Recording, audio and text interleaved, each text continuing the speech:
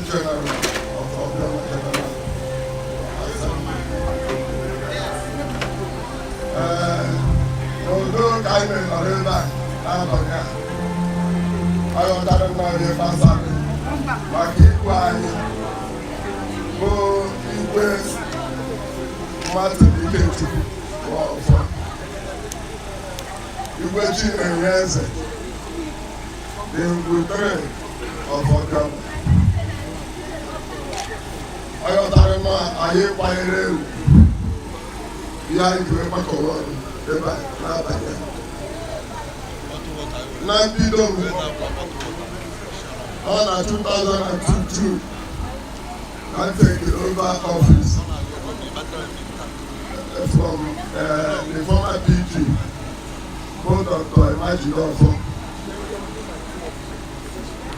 On June, I had taken over, but I handed over the race for Obioma our Igwe. From June 9, I married also here till I wake and succeed here on 30th December 2002. And the year 2002 was very here. I always time we take the affairs of Obioma up. Within that time, I made so many inspections. I formed so many committees. Many of some of the developmental projects, HRH, Gaware, Ifu, Cardio,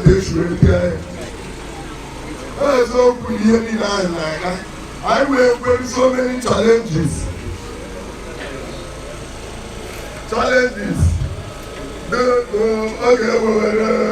The insurgents here.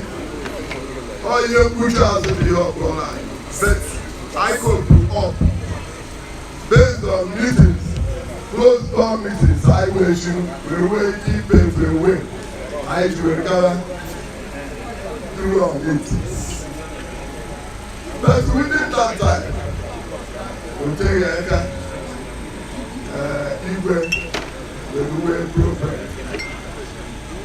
And in that Igwe program, I'm Obioma. Here, who you are in Nwofor, who you have okay, I need the most. I said to check everything. Now to move behind the way when you set back.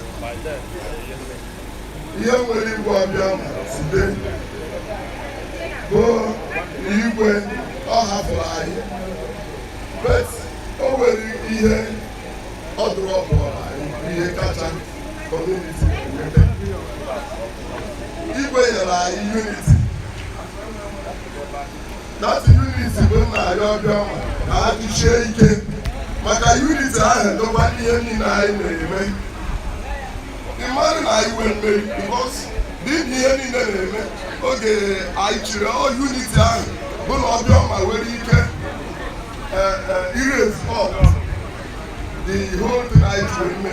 They can about the funeral. All unity. About unity I think. It cannot work. So make sure that when I don't come, you will have for I be a catcher. Or have for I unity. Make sure that now you're Obioma. Not the grand God in God. Not the grand God in God. Na ye Ghana gidere not to be here man.